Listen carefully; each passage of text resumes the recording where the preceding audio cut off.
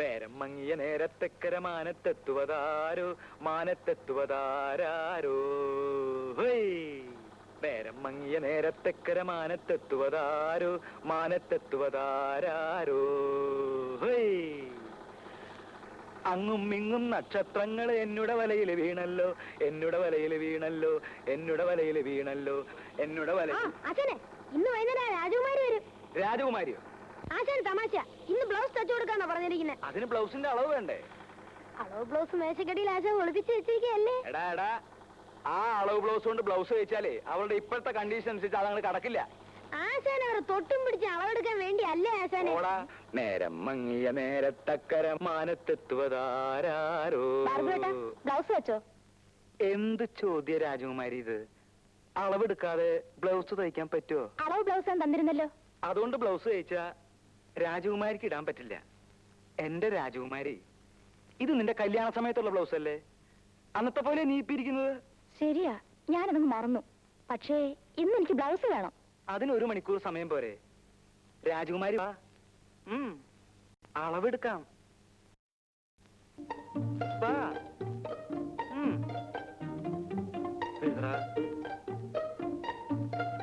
ഒന്നും കൂടെ തിരിഞ്ഞു.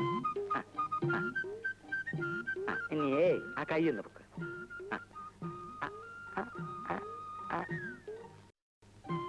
34. എത്ര? 34. കൈ പൊക്കിയിരുന്നോട്ടെ, അതൊരു കുഴപ്പമില്ല. കൈ പൊക്കിച്ച കൊല്ലാനൊന്നല്ലോ. 35. എഴുതറ. 35. തിരിഞ്ഞ ഞാൻ ഇവിടെ ഉണ്ട്. ഞാൻ ഒരു സ്ഥലത്തേക്ക് മുകളിൽ നിന്റെ അളവൊക്കെ എടുത്ത് നിന്നെ ഞാൻ ഇന്ന് ഹസ്ബൻഡ് ഇപ്പൊ ഇവിടെ ഉണ്ട്. അപ്പൊ 2 കൊല്ലം കഴിഞ്ഞിട്ടല്ലേ വരുള്ളൂ പറഞ്ഞത്? അവിടുന്ന് പിരിച്ചു വിട്ടു.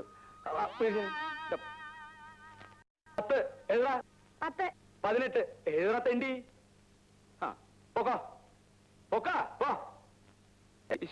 എന്തൊക്കെ ആശാന്?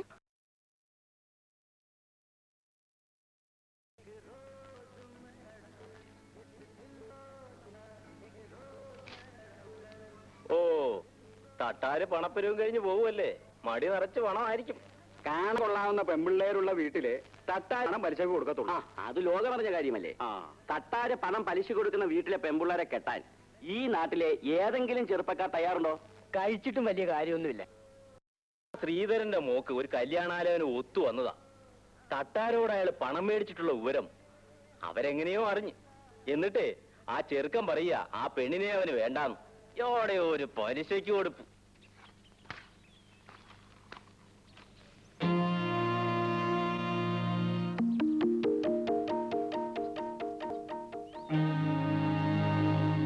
ശ്രീധരനോടില്ലേ? നീ എന്തായാലും മനുഷ്യരെ കാണാതെ ഓടി അകത്ത് കയറിയത്? അച്ഛൻ ഇവിടെ ഇല്ല. തിരിച്ചു തരണമെന്ന് വിചാരിച്ചോ അപ്പം പലിശയ്ക്ക് പോയത്? അതാ നിന്റെ ആങ്ങൾക്ക് ജോലി കിട്ടിയോ? അച്ചുത്തട്ടായുടെ കൈ കൊണ്ട് ആർക്ക് പണം കൊടുത്താലും മോശം വരില്ല. നീ അച്ഛനോട് പറഞ്ഞേരെ പണം തരാമെന്ന് പറഞ്ഞ തീയതിയൊക്കെ കഴിഞ്ഞെന്ന്. അച്ഛൻ ഒരിടത്ത് നിന്ന് പണം ചോദിച്ചിട്ടുണ്ട്. ഇത് കിട്ടിയാൽ ഉടനെ അച്ചുത്തട്ടാരെ പണം കൊണ്ട് തരാം. പണം കിട്ടിയാലല്ലേ? നീ പറഞ്ഞുകൊണ്ട് ഞാൻ കുറച്ചു ദിവസം കൂടെ ക്ഷമിക്കാം. നീ എന്തായാലും മറയെ തന്നെ നിൽക്കുന്നേ? ഇങ്ങോട്ട് ഇറങ്ങി വാ, ഞാനൊന്ന് കാണട്ടെ. ഇറങ്ങി വാടി പെണ്ണേ. നീ അങ്ങ് വളർന്നു പോയല്ലോടി പെണ്ണേ. പെണ്ണുങ്ങളായ ഇങ്ങനെ വേണം. നിനക്ക് സ്വന്തം ആവശ്യത്തിന് വല്ല പണമോ പൊന്നോ പൊടിയോ വല്ലതും വേണം, വീട്ടിലേക്ക് വന്നാ മതി കേട്ടോ. ആരാ മോളെ? ഓ, കല്യാണിത്തുള്ള സുഖമില്ലാതെ കിടക്കുകയാണല്ലേ? വിളിക്കണ്ട, ഞാൻ പോവാ. ഞാൻ പറഞ്ഞു നീ മറക്കണ്ട കേട്ടോ.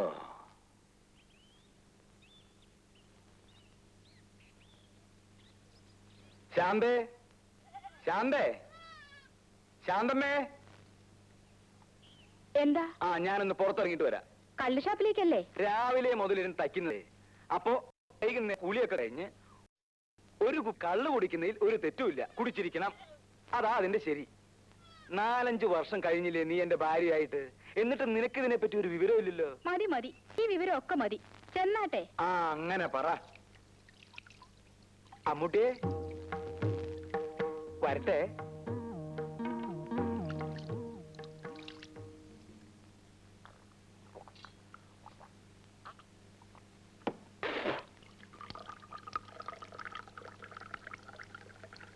അച്ചുതട്ടാര് പണം പലിശക്ക് കൊടുത്താ തിരിച്ചു വാങ്ങാനും അറിയാം. പണം കിട്ടിയില്ലേ മുതലാക്കിയിരിക്കും. എന്നിട്ട് പത്രോസ് പണം തന്ന 3000 ഒളിവായിക്ക് അവൻ എന്നെ 30,000 തവണ നടത്തി. അപ്പോ പത്രോസിന് കൊടുത്ത പണം ഗോപി അല്ലേ? രൂപ കിട്ടിയില്ലെങ്കിൽ എന്താ, അതിനുള്ള ഉരുപ്പടി ഞാൻ മുതലാക്കി. പത്രോസ് പെങ്ങളെ കെട്ടിക്കാൻ വെച്ചിരുന്ന പൊന്നെടുത്തോണ്ട് പോന്നായിരിക്കും അല്ലേ?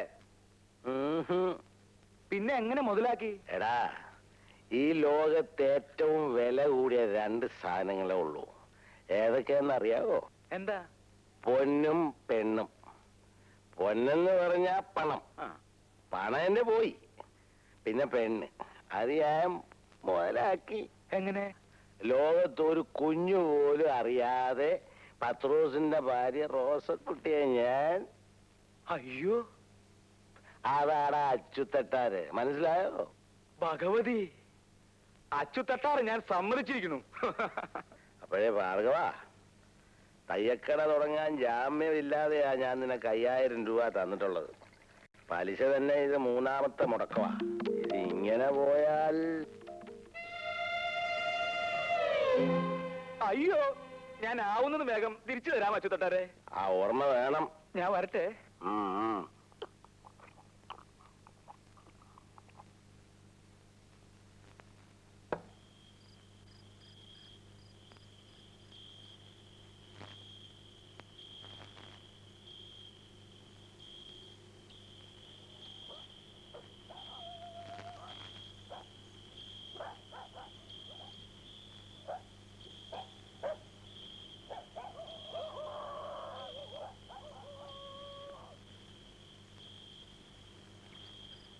നേരം അങ്ങോട്ട് കണ്ടിടത്തൊക്കെ തെണ്ടി കിടന്നിട്ട് പണിയെടുക്കുന്ന സമയത്ത് ഉറങ്ങുന്നോ? എഴുന്നേറ്റിരുന്ന് പണിയടാ. എന്താ നോക്കി നിൽക്കുന്നേ? ചോറണം വേഗടി. അവിടെ നോക്കാൻ വന്നിരിക്കുന്നു. ഉറങ്ങാൻ കണ്ട് സമയേ.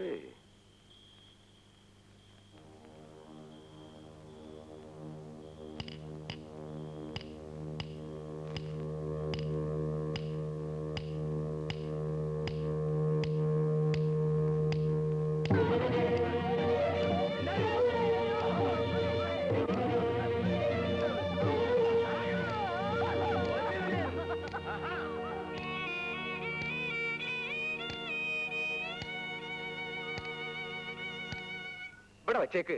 ശാന്തമ്മേ, നീ ഇങ്ങനെ കുനിഞ്ഞിന്ന് പണിയെടുക്കരുതെന്ന് ഡോക്ടർ പറഞ്ഞിട്ടില്ലേ? യൂട്രസ് മാറ്റിയതാ, നടുവിളക്കരുത്. അതൊക്കെ നോക്കിയാ ചേട്ടന്റെയും മോളുടെയും കാര്യം ആരാ നോക്കുക? എന്തെങ്കിലുമൊക്കെ ഇവളും ചെയ്യില്ലേ? കൊച്ചു കുട്ടിയൊന്നും അല്ലല്ലോ, 10-17 വയസ്സായില്ലേ? അമ്മു, നീ ഇതൊന്ന് വിളമ്പേ. അമ്മു, നീ ഇങ്ങട് വാ. വാ, ഇതൊക്കെ ഒന്ന് വിളമ്പേ.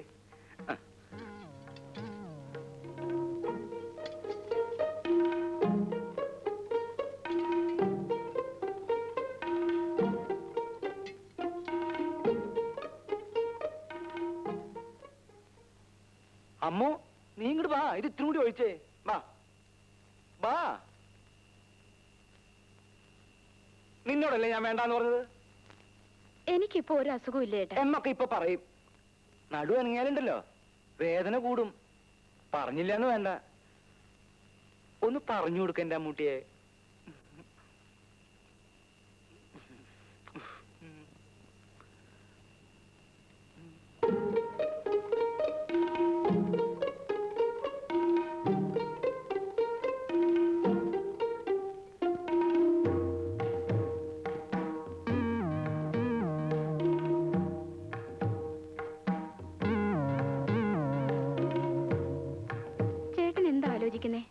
ഒന്നുമില്ല.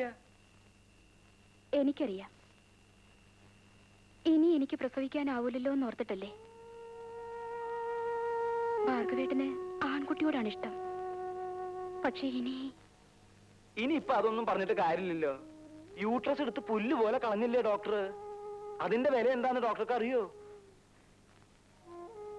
അമ്മൂന് 1-2 ആലോചനയായിട്ട് ആ ബ്രോക്കർ നാരായണേട്ടൻ വന്നിരുന്നു. നാരായണ ചേട്ടനും നാരായണ ചേച്ചി വന്നിട്ട് എന്താ കാര്യം? കയ്യില് തുട്ടുണ്ടാ? കട തുടങ്ങാനേ 5000 രൂപയാ അച്ചുതട്ടാരോട് വാങ്ങിയിട്ടുള്ളത്. അതിന്റെ പലിശ പോലും 3 മുടക്കാ. അയാള് പണം കിട്ടാത്തടന്ന് പണം മുതലാക്കണ കാര്യം കേട്ടിട്ടേ എനിക്ക് പേടിയാവണു ഈശ്വര. അവളുടെ കാര്യം നോക്കാൻ നമ്മളല്ലാതെ പിന്നെ ആരാ ഉള്ളത്? അവൾക്ക് ഞാനില്ലേ? അവളുടെ കാര്യം ഞാൻ ആലോചിക്കാകില്ല. വരട്ടെ.